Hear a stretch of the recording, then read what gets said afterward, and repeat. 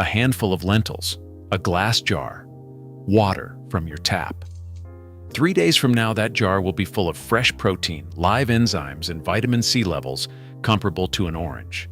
No soil, no grow lights, no special equipment, no ongoing cost beyond the seeds themselves. This is sprouting. And the reason a $21 billion protein supplement industry has never mentioned it is simple. It costs 4 cents per serving and requires nothing they can sell you. In this video, we explain the exact mechanism of what happens inside a sprouting seed, why it produces protein that is more bioavailable than anything in a powder tub, the 3 seeds that together cover every nutritional base, and the 5-minute rotating jar system that produces a fresh harvest every single day indefinitely.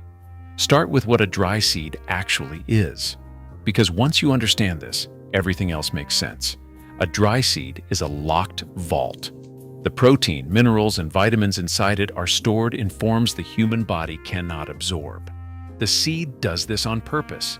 It needs to survive in the ground for months or years before conditions are right to grow. To protect its contents, it produces compounds called anti-nutrients, phytate, tannins, protease inhibitors. These compounds physically block mineral absorption in the human digestive tract. Zinc, iron, and calcium bind to phytate and pass straight through the body without being absorbed at all. The protein sits locked inside insoluble structures that human digestive enzymes cannot break down efficiently. This is why eating dry beans gives people digestive problems. The seed is fighting back. Water changes everything. The moment a dry seed absorbs moisture, a hormone cascade activates inside the embryo. Gibberellic acid signals germination conditions are met. Dormancy hormones break down and the enzymatic machinery that transforms the seed from vault to food switches on. Phytase is the first enzyme that matters. Its job is to destroy phytate, the compound blocking mineral absorption. Within 48 hours of water contact, phytase activity increases by over 200%. Phytate content drops by 50 to 75%. The zinc, iron, and calcium that were locked away are released into fully bioavailable form. The minerals were always there. The sprouting process unlocks them. Protease activates simultaneously. It breaks the large, insoluble protein structures inside the seed into free amino acids and peptides, the exact forms the human body absorbs directly. In lentils, protein digestibility increases by 14 to 18% after sprouting. In finger millet, it reaches 64%. Commercial protein powder is processed at high temperatures that destroy this enzyme activity entirely. A sprouted seed contains live proteolytic enzymes that actively assist their own digestion. The supplement industry cannot replicate this. High-temperature processing makes it impossible. Now here is the part that surprises most people. Dry seeds contain almost no vitamin C. The amount present in a dry lentil is essentially unmeasurable. After 72 hours of sprouting, mung bean sprouts contain vitamin C at levels comparable to fresh citrus. The vitamin does not exist in the seed. The germination process synthesizes it from scratch as a byproduct of cellular activation. Vitamin K increases by a factor of 25 when sprouts receive light exposure. Riboflavin increases by several 100%. The seed is not becoming more digestible. It is manufacturing nutrients that did not previously exist inside it. A $3 bag of mung beans from the grocery store bulk section is producing vitamin C, vitamin K, and bioavailable protein from nothing but water. Chinese naval medicine knew this 600 years ago. Admiral Jing's fleet carried mung beans on ocean voyages specifically for germination at sea, producing fresh nutrition on months-long passages when no other fresh food was available. The mechanism they were using, without understanding the biochemistry, is the same mechanism documented in peer-reviewed food science journals today. That is the entire scientific foundation. Now here is the setup. 3 seeds, 3 jars, 1 rotating system. Total equipment cost, under $10. Monthly running cost, under $5. Daily production is a fresh, complete harvest every morning, indefinitely. The first seed is lentils. Any lentils from the bulk section work, green, brown, red, French, all viable. Lentils germinate fast compared with other common sprouting legumes. Visible root tips appear within 24 hours. Edible sprouts are ready on day 2 or day 3. Protein content is about 9 grams per 100 gram serving, with digestibility that exceeds most commercial products because active protease enzymes run throughout the sprout. Cost per serving from bulk lentils is approximately 2 to 3 cents. The second seed is mung beans. These are the white, crunchy sprouts you see in many Asian restaurants and grocery stores. They are familiar, mild-flavored, and the fastest source of vitamin C synthesis available from any sprouting seed. Germination requires an initial soak of 8 hours. Edible sprouts are ready from day 3 to day 5. Mung beans are the vitamin layer of the system, providing vitamin C, vitamin K, and riboflavin that lentils do not provide in significant quantities. The cost per serving from bulk mung beans is approximately 3 to 4 cents. The third seed is hull-less sunflower. This is the fat and fat-soluble vitamin layer that neither lentil nor mung bean provides. Sprouted sunflower seeds contain omega-6 fatty acids, vitamin E, and magnesium. They are more substantial in texture, closer to a food than a garnish, and they balance the lighter legume sprouts with density and flavor. Use hull-less sunflower seeds only. Hulled sunflower sprouts develop mold between the hull layers.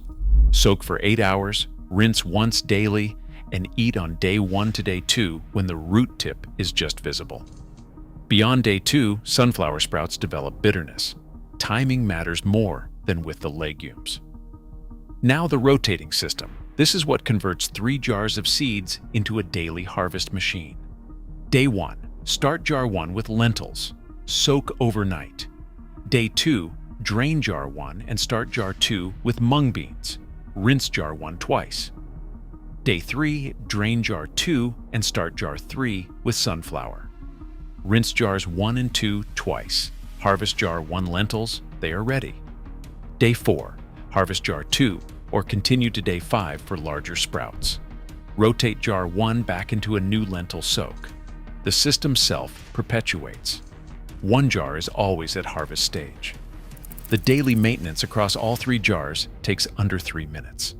The jar setup itself requires no special equipment. A wide-mouth glass jar, any size from 500 milliliters upward, works. A piece of mesh, cheesecloth, or a sprouting lid secured with a rubber band covers the opening.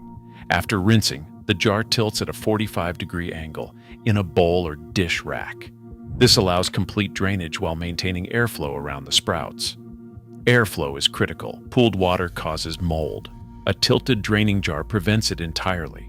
Rinse twice daily with cool water, morning and evening. Pour water in through the mesh, swirl gently to wash all the sprouts, drain completely, and tilt the jar. That is the complete daily process. No soil, no grow lights, no temperature control beyond keeping the jars away from direct heat sources. Room temperature between 18 and 24 degrees Celsius is optimal. Below 15 degrees Celsius, germination slows significantly. Above 28 degrees Celsius, mold risk increases. A kitchen counter away from direct sunlight and heat sources is the ideal location. Common mistakes and how to avoid them. The single most frequent failure is insufficient drainage. A jar that holds residual water grows mold within 24 hours. Check that the jar tilts far enough for complete drainage after every rinse.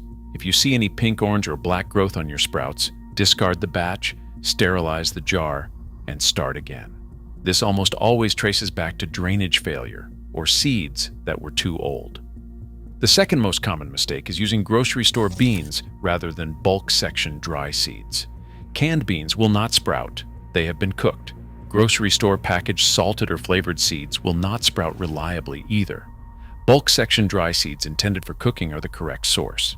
Organic bulk seeds sprout at higher rates than conventionally treated varieties.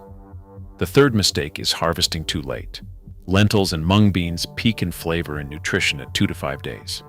Beyond that, they develop grassy, bitter notes and tougher texture.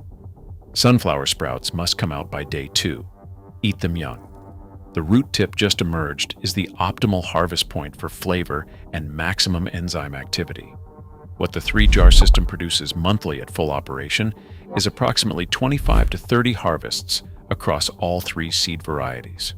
Protein, vitamin C, vitamin K, riboflavin, folate, Omega-6 fatty acids, vitamin E, magnesium, zinc, iron, and calcium, all in enzyme-active, fully bioavailable forms.